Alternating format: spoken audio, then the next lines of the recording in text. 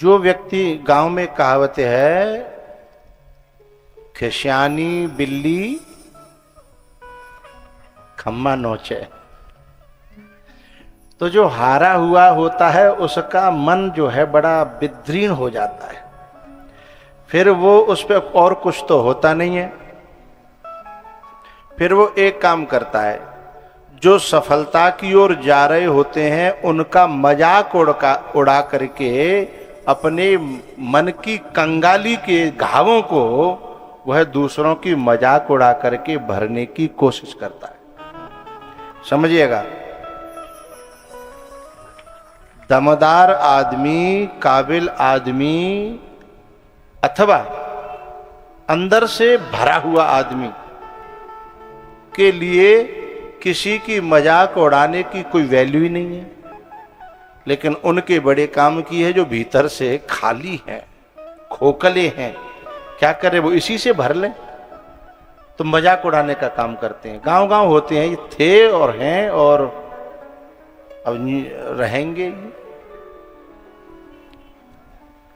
वो लोग जो है कहने लगे हट जा भैया, रास्ता दे दो, अच्छे अच्छे ने पे जो धनुष ना टूटे जो तो रहेगो। राम जी की कह रहे हैं अच्छे अच्छे पे ना टूटे अब जे तो रहेगो, हट जाओ, रास्ता दे दो। ऐसा गांव में होता है ना। कोई यदि नेक बालक नए धर्म के मार्ग पर, अच्छे मार्ग पर, सफलता के मार्ग पर चले, मेढ़ों की नाल ठुका रही है, मेढ़ों की नाल ठुका रही है। कोई बच्ची ने पूजा पाठ कर, ओ भैया जने के पावन से चले जाएंगे, हट जाओ, पुजारिन जा रही है, रास्ता छोड़ो। ऐसे लोगों के मुंह में कीड़े पड़ते हैं, क्योंकि उन्होंने उसका मजाक नहीं उड़ाया। वो जिसकी दिशा में जा रहा है मजाक तो उसका उड़ा है। इसलिए इन मजाक उड़ाने वालों से डरना नहीं है।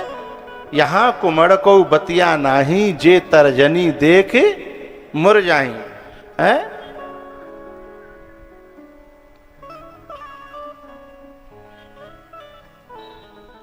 राम जी का जब मजाक उड़ने लगा तो राम जी ने मजाक उड़ाने वालों को सुना तो सही, लेकिन उनकी ओर देखा तक नहीं। जवाब देना तो बहुत दूर की बात है। किसी ने भगवान से पूछा कि तुम ऐसी हलचल में दुनिया भर के लोग हंस रहे हैं तुम्हारे ऊपर, तुम्हें बिल्कुल भी शर्म नहीं है?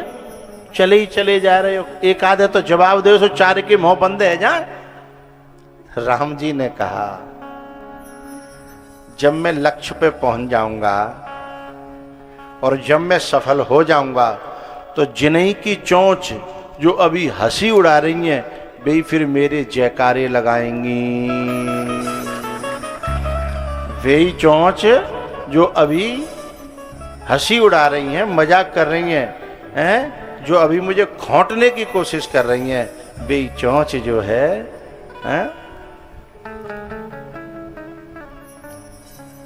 ध्रुव जी महाराज थे ना, जिस मौसी ने निकाला था घर से, फिर जब लौटे हैं तो उसी मौसी के हाथ में आरती का थाल लगा और आरती सजा रही थी।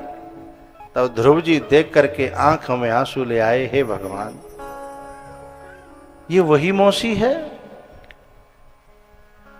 ये वही हाथ हैं जिन्होंने मुझे पकड़ करके खींच लिया था, नीचे पटक दिया था कि जा गोदी में बैठना है तो पहले तपस्या करे, फिर मेरी कोख में आना, मेरी कोख से जन्म लेना, तब जाके बैठेगा। कितना खूंखार रूप था उस समय। अच्छा, माताओं की जीभ में अमृत और जहर दोनों है। जब ये प्यार से बोलें तो अमृत जैसा लगता है, और नेकौबा पे आ जाएं तो फिर बोली जो है गोली से ज्यादा लगती है। दोनों है, जहर भी है और अमृत भी है। तो जिस दिन सुरुचि ने ध्रुव को जहर की तरह से, गोली की तरह शब्दों का प्रहार किया था, आज उसे विश्वास नहीं हो रहा था। वो सबसे आगे खड़ी है आरती का थाल लेकर के। किसी ने पूछा क्या कर रही है? बोले मेरे बेटे को भगवान का दर्शन हुआ है? आरती का थाल सजा रही हूँ। तब तक कोई नगला गुलाल की हती मुंह पे सांची कहवी बारी है। बोली आज त्यो बेटा है गो, तादना त्यो बेटा नहीं हो है। जादना तैने जिनई हाथनते जय जीवते बुरो भलो कह के मेलनते बाहर निकाले हो तो है। आज वो तेरो बेटा है गो।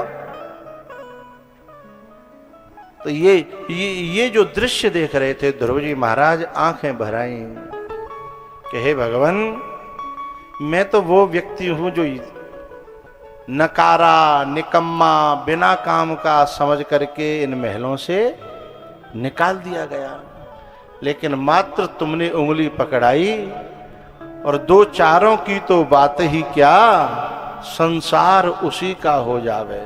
किसी का?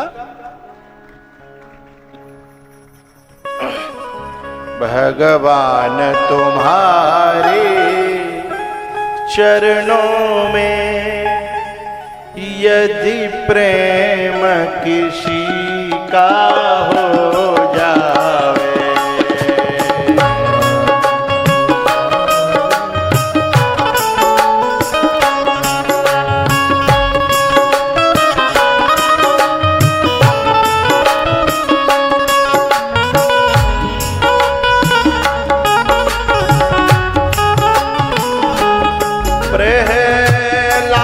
तो छोटा बालक था पर प्रेम किया उस ईश्वर से।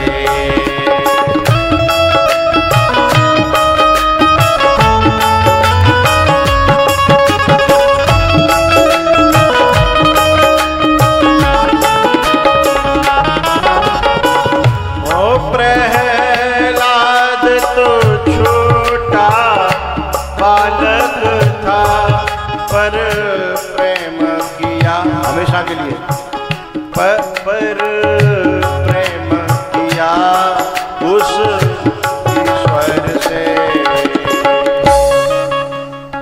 और उस बालक का जिसने दुनिया को छोड़कर के ठाकुर को प्रेम किया, दुनिया तो अपने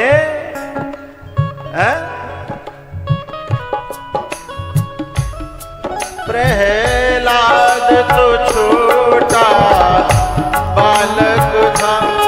और भजन कौन भेजा करे? जिसकी जिम्मेदारी थी वो तो है नहीं।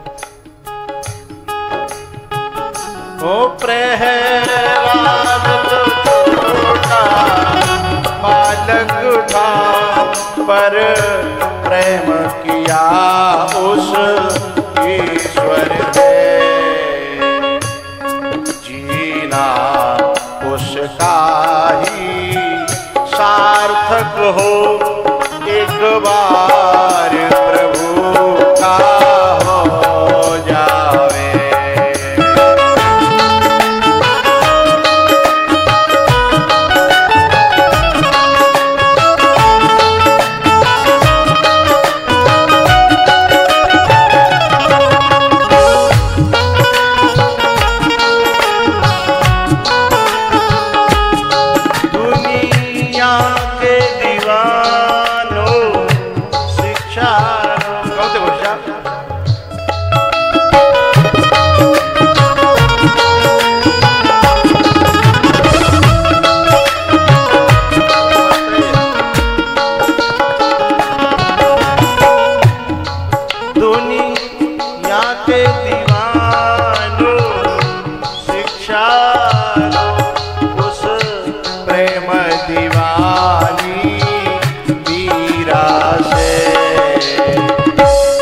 जो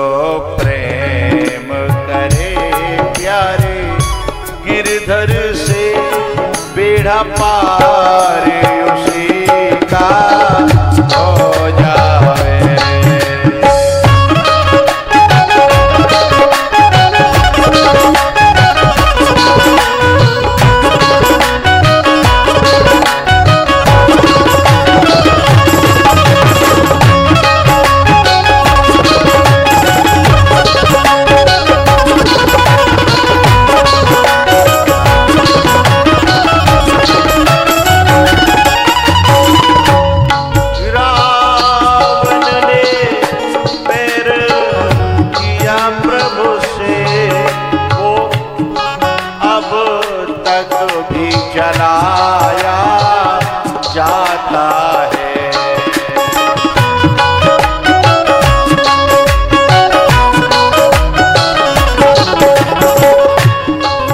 बन भगत विभीषण शरण गए, बन भगत विभीषण शरण गए। घर बार उसी का हो जाए।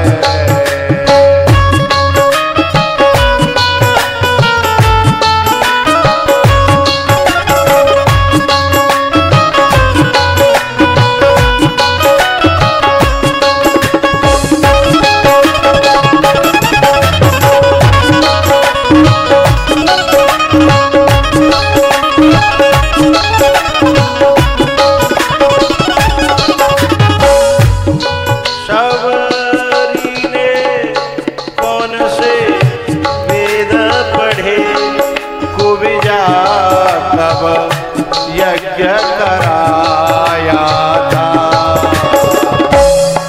जिसके मन में छल कपट नहीं, जिसके मन में छल कपट नहीं, करतार उसी का हो जावे।